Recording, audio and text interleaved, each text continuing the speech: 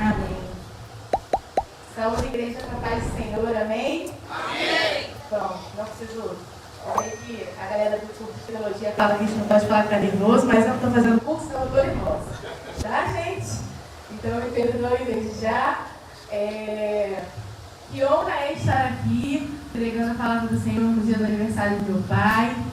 Que responsabilidade é estar aqui, pregando a palavra do Senhor na frente de muitos pastores, apóstolos, missionários, enfim, levando a palavra do Senhor.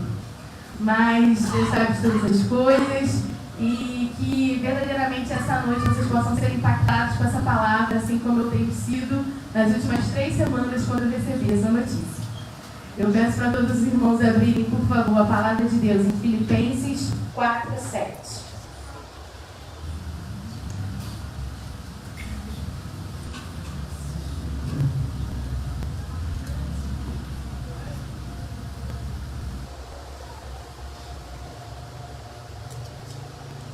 Amém? Todos acharam?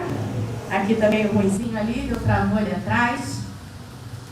Filipenses 4:7.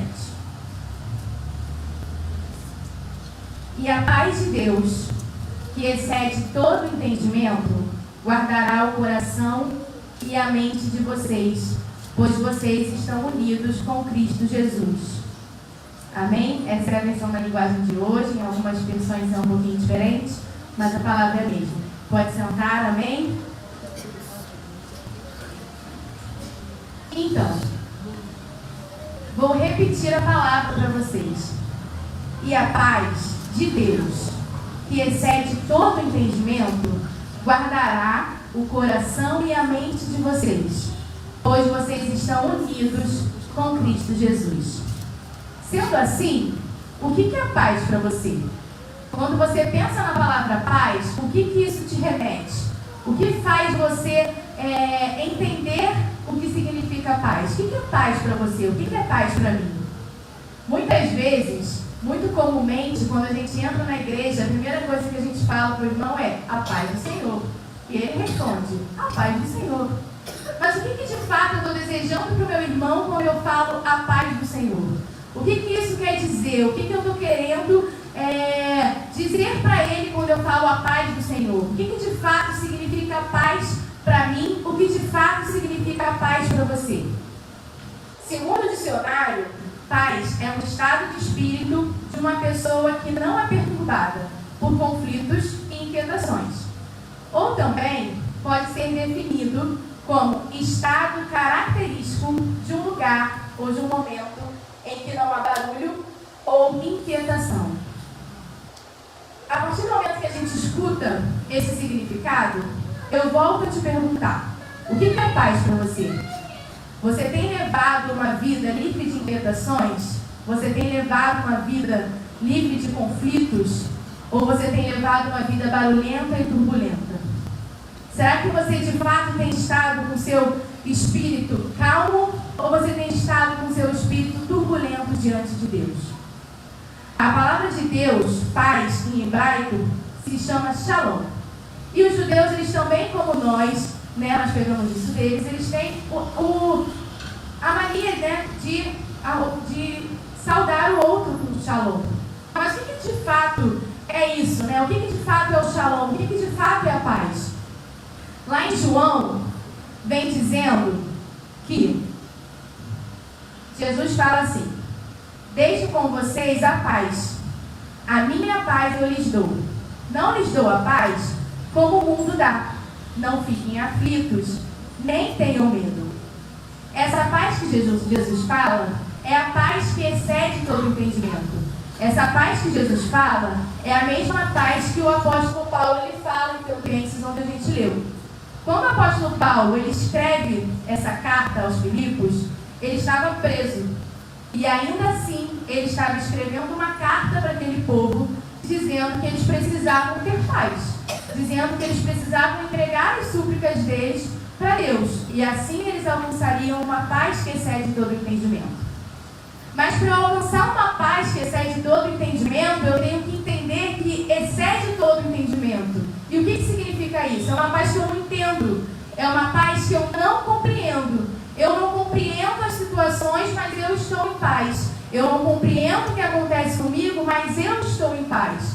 Eu estou em paz independente do que esteja acontecendo, porque é a paz que excede todo entendimento. Talvez esse seja o momento que vocês estejam perguntando: é fácil falar isso.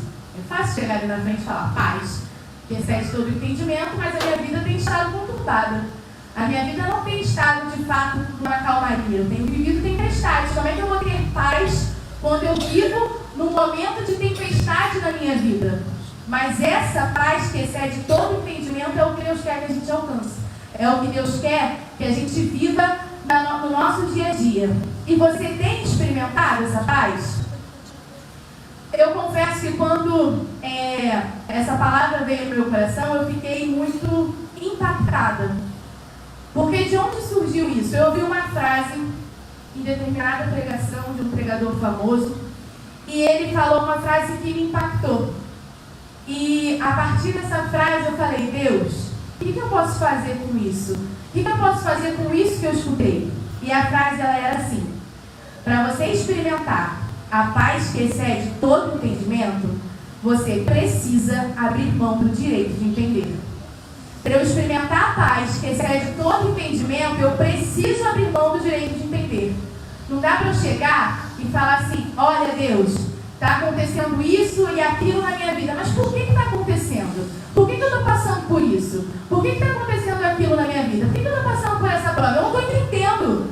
Mas para você viver essa paz, você não tem que entender mesmo. Você tem que abrir mão do direito de entender.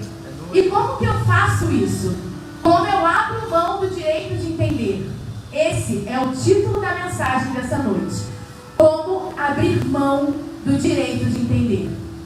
E para isso, eu meditei muito em relação a isso, e para isso, Deus falou comigo 3 passos. 3 passos que eu preciso fazer para abrir mão do direito de entender. Sendo assim, o primeiro passo é conhecer a Deus. Para eu abrir mão do direito de entender, eu preciso conhecer a Deus. Eu tenho certeza aqui que todo mundo que está aqui na igreja, que está um homem chamado Jó. Jó é um homem famoso na Bíblia. E com todo respeito aos pastores que estão aqui, parafraseando, a Bíblia fala que Jó ele era um homem íntegro, ele era um homem reto, ele era um homem de muitas posses, ele tinha filhos, ele era um homem respeitado, né? Mas aí, o que acontece? Jó, ele estava lá, adorando a Deus, sendo um homem íntegro, sendo um homem reto. E Deus estava lá de cima: olha só meu servo Jó, parafraseando, tá, gente? Olha lá meu servo Jó, que homem íntegro, que homem reto, que homem sensacional. Porque era isso que Jó era. E aí o inimigo chega para Deus e fala, parafraseando, que eu imagino que talvez aconteceria se fosse nos dias de hoje: peraí, né? É muito fácil você ser um homem reto e íntegro quando você tem tudo. Você tem filhos, você é rico, você é bem dotado, você tem tudo, ele tem tudo. Então é muito fácil adorar a Deus assim. É muito fácil adorar a Deus quando você tem tudo. Se ele não tivesse nada, será que ele ia continuar sendo um homem íntegro? Será que ele ia continuar sendo um homem reto? Fala sério, né? Assim é mole. É assim que eu imagino que seria essa conversa, parafraseando. E aí, Deus fala: tudo bem, então toquem Jó. Vai lá e toca, tira tudo. Não tirou a esposa e a vida, mas de resto tirou. Tirou os filhos, tirou os bens, tirou o respeito que ele tinha, né? As pessoas respeitavam ele, agora não respeitavam mais, tirou a saúde. E aí o inimigo toca em Jó e tira tudo num piscar de olhos que ele tinha. E aí, o que acontece? Jó era um homem reto, era um homem íntegro, e como a gente sabe, que a gente escuta muitas pregações, Jó não blasfemou contra Deus. De fato, Jó não blasfemou contra Deus. Mas quando a gente lê o livro de Jó, a gente vê que Jó, ele não era um homem frustrado, mas ele se tornou um homem frustrado. Ele estava frustrado com a situação. Ele estava frustrado com tudo aquilo que estava acontecendo com ele. Ele não conseguia entender por que ele perdeu tudo, por que aquilo estava acontecendo na vida dele. Ele não conseguia entender por que ele estava passando por aquilo. E ao lado dele tinham pessoas que falavam: olha, você deve ter feito alguma coisa bem ruim para Deus estar te castigando assim. Pede perdão, porque não é possível. Vai lá e se conserta com Deus. E Jó o tempo inteiro falando: não, eu não fiz nada, eu sou inocente, eu sou inocente. Só que em determinado momento, Jó, ele começa a duvidar da sabedoria de Deus. E por que eu estou falando isso? Porque chega um momento que Jó fala: olha, eu sou inocente. Deus está me condenando por uma coisa que eu não fiz. Eu não tenho que ser condenado. Eu não posso estar sendo condenado porque eu não fiz nada. Eu sou inocente. Eu prefiro morrer a estar vivendo isso.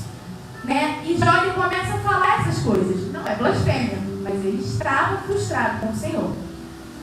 E quantas vezes a gente se comporta como Jó? Quantas vezes a gente se pergunta: por que eu estou passando por aquilo? Por que Deus está fazendo isso comigo? Por que eu não mereço passar por isso e estou passando? Por que tudo isso de ruim tem acontecido comigo? Por que eu não consigo entender?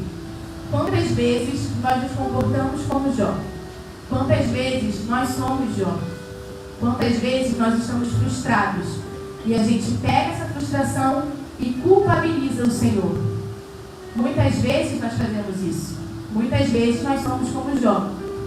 Jó, ele fala que ele ouvia falar do Senhor em determinado momento, mas que agora eu estou aqui na igreja, eu cresci na igreja, eu sempre escutei as pessoas falarem dos milagres de Deus, do quanto Deus é maravilhoso, que Deus curou o paralítico, que Deus fez isso, que Deus fez aquilo. Provavelmente vocês devem ter escutado isso também. Mas quais são as experiências que você tem com Deus? Porque uma coisa é eu escutar o que as pessoas falam, uma coisa é eu escutar a experiência do outro. Mas você tem conhecido a Deus pelo que você escuta ou pelo que você vive com Ele? Você tem vivido experiências com Deus ou você tem escutado outras experiências com Deus? O seu conhecimento sobre Deus é o que você vive ou é o que você escuta? Jó, ele conhecia a Deus pelo que ele ouvia. Mas quando ele se tornou essa pessoa frustrada, quando ele estava passando por essa frustração, ele começa a colocar a sabedoria de Deus em xeque, a justiça de Deus em xeque, Deus ele responde a Jó. E sabe o que Deus responde a Jó? Parafraseando, Deus fala: quem é você para duvidar da minha sabedoria? Quem é você para duvidar de mim? Eu criei o mundo, eu criei todas as coisas, eu não precisei de você para nada. Eu não precisei de você para poder criar os céus e a terra, eu não precisei de você para nada. Então quem é você para duvidar de mim? Muitas vezes Deus ele faz essa pergunta para a gente. Parece ser uma pergunta forte, dolorida. Mas quem somos nós para duvidar do controle da sabedoria de Deus? Quem somos nós para falar que o que Deus está fazendo é o melhor jeito ou não é o melhor jeito? Deus criou todas as coisas. Deus nos criou. E não sou eu que tenho que falar para Deus o que está certo e o que está errado. Porque Ele tem o controle de todas as coisas. Então, Jó, ele precisou ouvir a voz de Deus. Ele precisou ter esse encontro com Deus, para aquele conhecimento que era raso se tornar profundo.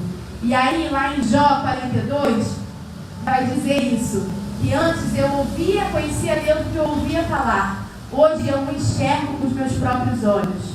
Jó, ele precisou passar por essa frustração, para ele conseguir de fato ter um conhecimento de Deus, para ele conseguir de fato se aprofundar naquilo que Deus queria para ele conseguir de fato abrir os olhos dele para quem era Deus.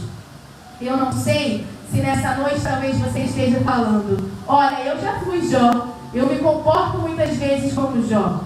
E você precisa talvez fazer esse primeiro passo. O primeiro passo de: Senhor, eu preciso te ver. Senhor, eu preciso te conhecer. Senhor, eu não quero mais um conhecimento limitado. Eu não quero mais um conhecimento raso. Eu não quero mais te conhecer pelo que eu escuto. Eu quero te conhecer pelo que eu vivo. Eu quero te conhecer pelas experiências que eu tenho contigo. É para isso que Deus nos chama nessa noite. Para viver experiências com Ele. Para conhecer Ele. Para sair do raso. Para a gente mergulhar nas águas dele. Para a gente conseguir verdadeiramente conhecer Ele. Que foi isso que aconteceu com Jó.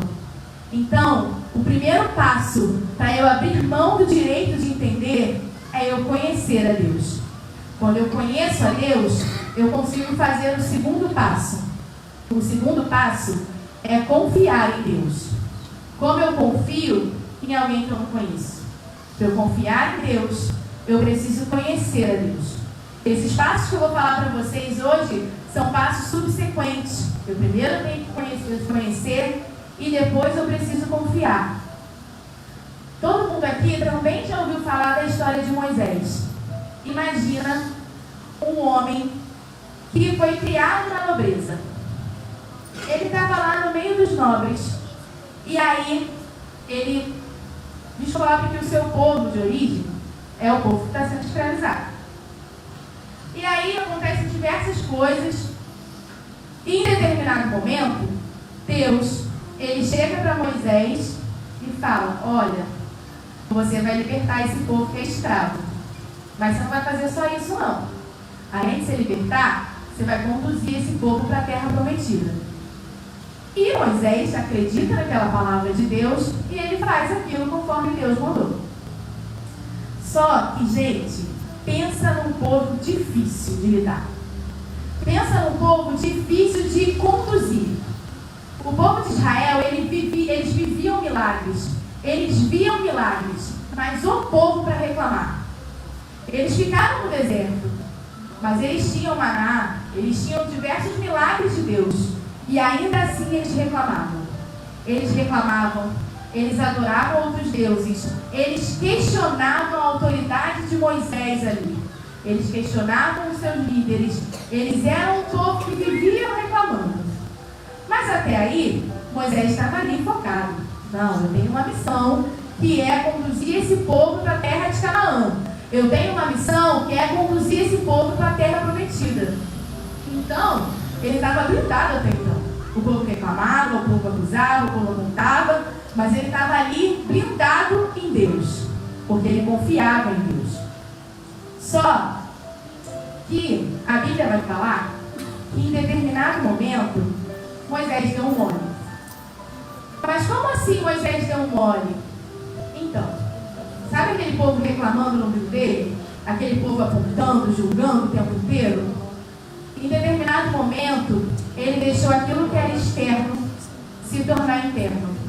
Ele deixou aquelas palavras daquele povo colocarem em xeque a confiança que ele tinha em Deus.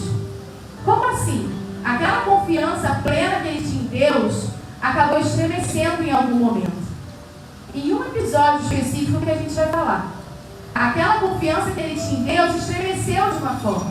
Porque aquilo que era externo, ele colocou para dentro. Quantas vezes nós somos apontados, nós somos julgados e a gente deixa com que as palavras da pessoa de fora entrem no nosso coração? Eu quero te falar nessa noite que não é o que as pessoas falam de você que te define. O que te define é o que Deus fala para você. É onde Deus quer que você chegue. Não é o que o povo fala sobre você. O que as pessoas reclamam ou apontam não pode criar raiz no teu coração. O que as pessoas falam sobre você não podem entrar. Porque o que entra é o que a gente permite. O que está externo eu não tenho controle. As pessoas vão falar mesmo. E tudo bem. Mas eu não posso deixar isso entrar. Porque o que entra é escolha minha. É opção minha. O que está fora eu não posso controlar. Mas o que entra eu posso controlar. E Moisés, em determinado momento, deixou aquelas palavras entrarem no coração dele. Eles estavam no deserto, o povo estava com sede, a água estava acabando, não tinha água, não tinha, o gado ia morrer, e aí o povo começa a reclamar e duvidar e questionar da liderança de Moisés e fala: para que eu estou aqui se eu podia estar lá no Egito? Para que me tirou de lá para me trazer e morrer aqui no deserto? Era esse o tipo de coisa que o povo falava. E aí, Moisés vai, chega perante a presença do Senhor. E aí Deus ele dá uma palavra para Moisés. Deus ele fala: olha, você vai chegar na frente da rocha, vai pegar a sua vara, vai chegar na frente da rocha e vai falar com a rocha. Quando você falar com a rocha, dali vai jorrar água. Vai jorrar tanta água que vai dar para o povo beber, para o gado beber e ainda sobra. É isso que você vai fazer, você vai falar com essa rocha.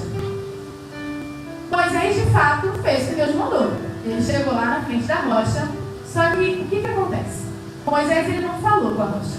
Moisés ele deu 2 tabetes na rocha. Ele bateu na rocha 2 vezes. E jorrou água. Jorrou. Porque Deus é misericordioso. Mas Deus mandou Moisés bater na rocha? Não. Deus mandou Moisés falar com a rocha. E Moisés foi lá e feriu a rocha. Moisés foi lá e bateu na rocha. Quantas vezes Deus fala as coisas pra gente e a gente quer dar o nosso jeitinho? Olha, Deus falou para fazer assim, mas eu vou dar uma ajudinha para Deus, né? Vou fazer de um jeito diferente, porque eu sei que vai acontecer também, porque Deus é comigo. Ele liberou uma palavra para mim e vai acontecer. Mas Ele te falou exatamente como você tinha que fazer, mas você deu o seu jeitinho. Ah, não, acho que assim é melhor. Não, vou fazer assim, vou dar uma ajudada para Deus. Vou ajudar Deus a garantir que isso vai acontecer. Porque Ele falou que vai acontecer, mas como está demorando, eu vou dar o meu jeito. Como está demorando, eu vou fazer diferente. Ou então, para garantir que vai acontecer, eu vou fazer do meu jeito. E Moisés fez isso. Só que nesse momento, quando Moisés faz isso, o que ele fez?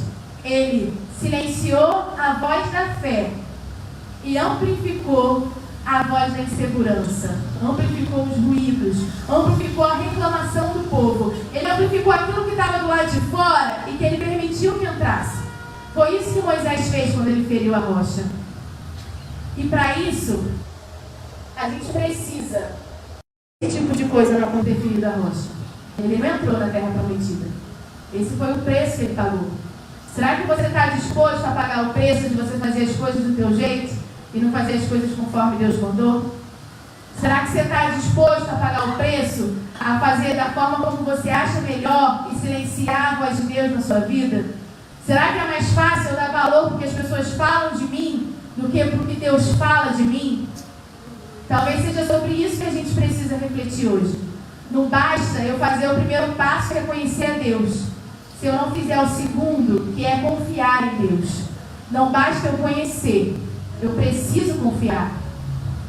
E quando eu confio, eu passo para o terceiro passo. Qual é o terceiro passo, Iracema? O terceiro passo é descansar em Deus. Eu conheço, eu confio e eu descanso. Deus, Ele fez o mundo em 7 dias. Ele criou todas as coisas em 6 dias. No 7º, Ele fez o quê? Ele descansou. Agora a pergunta que eu não quero calar: Deus, Ele se cansa? Será que Deus se cansa? Deus, Ele não cansa. Então por que Deus descansou? Ele descansou para dar um ensinamento para a gente. Ele fez tudo o que Ele tinha que fazer e no 7º dia Ele descansou. Sabe o que isso me diz? Que a gente precisa fazer tudo o que a gente tem que fazer. Mas eu preciso escolher descansar em Deus. Eu vou fazer até onde eu posso. Tudo aquilo que eu posso fazer, tudo aquilo que está ao meu alcance para receber a minha vitória, eu vou fazer conforme Deus mandou. Mas em algum momento, descansar é uma escolha. Eu escolho descansar em Deus. Eu escolho entregar as minhas preocupações na mão do Senhor. Eu escolho entregar a minha vida nas mãos de Deus e descansar. Não basta me entregar e ficar segurando ao mesmo tempo. Não, ó, tu segura até aqui e eu seguro o resto. Isso não é descansar em Deus. Não adianta fechar um olho e deixar o outro aberto. Ninguém descansa assim, normalmente. Eu preciso descansar. Eu preciso me colocar perante a Deus e falar: Senhor, toma a minha vida e faz conforme tu queres. Sabe por quê? Lá em Marcos, vai dizer que os apóstolos, os discípulos, eles estavam no barco com Jesus. E Jesus estava dormindo. Jesus estava descansando. E aí surge do nada uma tempestade intensa. E aí o que acontece? Os discípulos ficam desesperados: Senhor, eu vou morrer, eu vou morrer. Será que você não está vendo? Eu vou morrer. Jesus acorda. E ele acalma o mar. O que isso me diz? Que quando Jesus está no barco comigo, Ele pode acalmar qualquer tempestade. Não tem nenhuma tempestade na minha vida que Deus, Ele não seja capaz de acalmar. Se eu tenho fé, se eu tenho confiança, se eu conheço a Deus e eu sei que Ele é capaz de acalmar qualquer tempestade na minha vida, que Ele tem o controle de tudo, que Ele tem o controle de todas as coisas, o que me impede de descansar em Deus? O que me impede de entregar todos os meus problemas nas mãos de Deus? Eu preciso descansar em Deus. Eu preciso conhecer, eu preciso confiar, mas eu também preciso fazer o passo de descansar. Sabe por quê?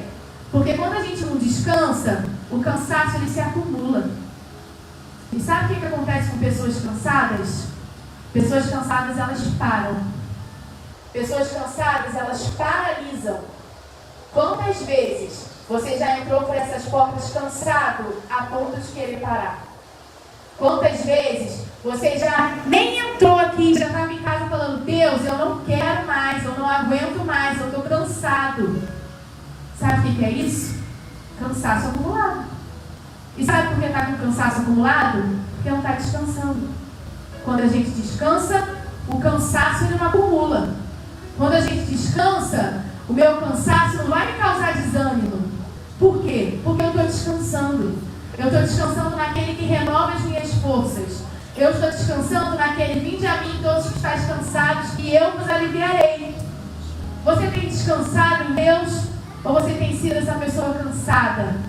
Ou você tem falado o tempo inteiro: Senhor, eu não aguento mais. Senhor, eu vou parar. Senhor, eu não estou vendo as coisas acontecendo. Senhor, os julgamentos são grandes. Senhor, tem muita gente me apontando. Senhor, tem muita gente falando contra mim. Será que você está cansado de tudo isso que é externo e não tem descansado naquele que trabalha no seu interior? Como é que você quer alcançar uma paz plena, uma paz que excede todo entendimento, se no momento que você precisa escolher descansar, você não escolhe? Se no momento que você tem a opção de fato falar: Senhor, eu escolho descansar em Ti, eu não quero descansar. Eu quero continuar controlando tudo. Mas não dá para ter duas pessoas controlando. Ou Deus controla, ou você controla. Então você precisa abrir mão do direito de entender descansando em Deus. Para eu abrir mão do direito de entender, eu preciso em Deus. E eu preciso descansar em Deus. Por quê? Porque a falta de conhecimento, ela gera dúvidas. E as dúvidas geram as frustrações, os cansaços, os desânimos e a vontade de parar. Então, como eu vou alcançar essa paz que Deus quer para a minha vida? Essa paz que excede todo entendimento, se eu não estiver seguindo esses passos? Como eu vou de fato ser uma pessoa com um estado de espírito sem perturbações, um estado de espírito sem barulhos, se eu não consigo fazer esses 3 passos, que é conhecer, confiar e descansar? Deus, Ele te trouxe aqui nessa noite, talvez para te dizer que você precisa conhecer um pouquinho mais, que você precisa sair do raso e mergulhar um pouco mais. Ou talvez não, ou talvez você já esteja mergulhando no profundo, mas você ainda está com dificuldade de confiar plenamente. Você ainda tem dúvidas no seu interior, dúvidas na sua mente que te impedem de confiar. Ou talvez também não. Talvez você confie, mas você ainda está com dificuldade de largar a mão do controle. Talvez você confie, mas está com dificuldade de falar: Deus, seja feita a tua vontade. Eu te convido nessa noite a abrir mão do direito de entender. Eu te convido nessa noite a falar: Senhor, eu quero abrir mão do direito de entender, porque eu preciso e eu quero experimentar essa paz. Eu não quero mais me sentir cansado quando eu vou para a tua casa. Eu não quero mais me sentir cansado só de pensar em ter que ir para a tua casa. Senhor, eu não quero me sentir frustrado e abatido em meio às frustrações. Senhor, eu não quero me sentir em dúvida quando eu escuto as pessoas me julgando ou falando mal de mim. Senhor, eu não quero mais viver isso. Senhor, eu quero estar em paz. Senhor, eu quero estar em paz. Está acontecendo tempestade? Está acontecendo dificuldade? Amém. Eu estou em paz, porque Deus está no controle de tudo. As pessoas estão te apontando, as pessoas estão te julgando. Amém, eu estou em paz, porque Deus está no controle de tudo. Sabe, eu estou cansado com uma situação, eu vou descansar em Deus, porque eu sei que Deus, Ele está no controle de tudo. Eu te convido nessa hora a se colocar de pé. Vou chamar o pastor André aqui na frente e ele vai fazer essa oração. Você vai colocar a mão no seu coração nessa noite e vai falar: Senhor, eu abro mão do direito de entender. Senhor, eu abro mão do direito de entender. Porque, Senhor, eu preciso experimentar essa paz plena, essa paz que excede todo o entendimento. Amém? Sou o pastor André, não, mas a palavra de Deus dessa noite foi de encontro ao cotidiano do Senhor. E eu pedi a Deus que neste culto almas se rendessem aos seus pés. Que vidas fossem impactadas com a palavra dele. E eu lembro que quando eu pedi isso a Deus, eu fiquei pensando em tantas pessoas para trazer essa palavra que Deus tinha guardado. E Deus me mostrou ela cena. E essa foi a palavra que Deus colocou. Hoje só depende de você. Você voltar para o Senhor. Foi direto conflitar com aquilo que você estava pensando, com aquilo que você já viveu ou está vivenciando. Quantas pessoas encontram-se cansadas?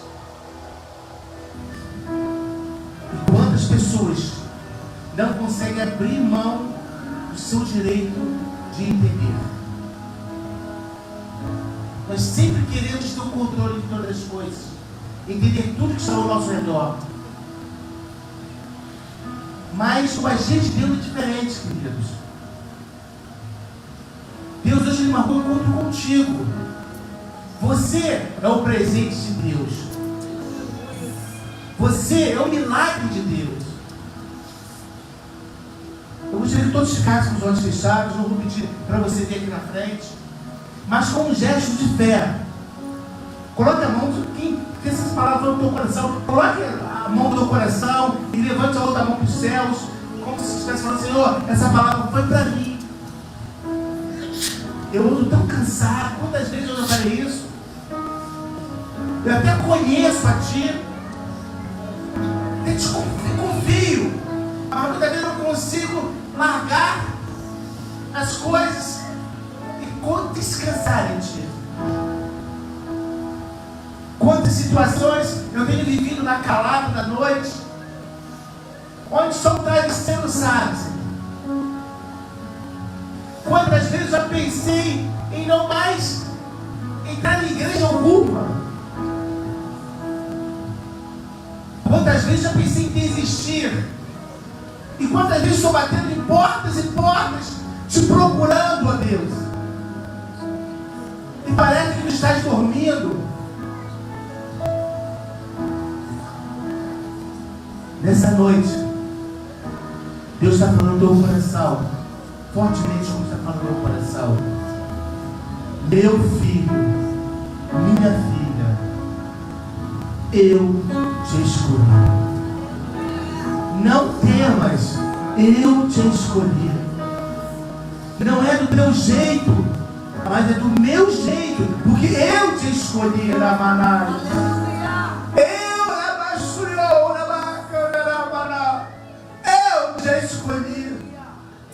E nós muitas vezes pensamos que fomos nós que escolhemos a Deus. Mas Deus, Ele falou: eu te escolhi quando você estava ainda no ventre da tua mãe. Eu te escolhi. E Deus, Ele nos escolhe. E quando Ele olha para mim e Ele olha para você, Ele não vê um pecador, mas Ele vê a obra perfeita. Ele vê a obra perfeita. E hoje Ele olha para mim, Ele olha para você e vê o sangue do seu Filho amado Jesus.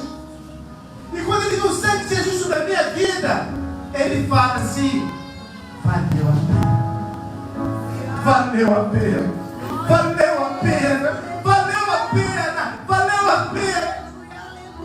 Deus todo dia me olha para a gente e fala isso: valeu a pena. Jesus, valeu a pena ter morrido por ele, por ela. Olha meu servo, olha minha serva, olha minha joia rosa, minha joia rara, minha joia preciosa. preciosa. É o que Deus fala para mim e para você nessa noite. Então nessa noite, meu amado, minha amada, você é o presente de Deus para este local. Quero ser como criança. Deus, todas as vidas das suas mãos. Abençoa cada um que se encontra, Pai. Cada um que levantou as mãos para os céus. E que possamos ser realmente como crianças, ó Deus. Toca nos nossos corações. Limpa a nossa caminhada, a nossa vida. Se houver alguma coisa que está impedindo, meu Deus, de nós confiarmos, conhecermos e descansarmos, meu Deus. Que abrimos mão, meu Deus, dos nossos sentimentos. Caia por terra nessa noite em nome de Jesus. Mas que possamos voltar, Senhor. Voltar ao início de tudo. Segurar as tuas mãos, Senhor. E aprender contigo. Tu és santo. Tu és santo, Pai. Muito obrigado, Deus. Pela tua presença nesse local. Muito obrigado, Deus. As almas levantando as mãos dos céus para ser a Ti. Depende de Ti, Senhor. Muito obrigado por cada uma das portas. Não vem aqui por mim, mas vem aqui por Ti, para Te adorar, Senhor. Obrigado, Deus. Por mais um ano que vejo. E mais uma vez eu digo a Ti, Senhor, eis-me aqui, ó Deus. Eis-me aqui, quando a Tua vontade na minha vida. Pai.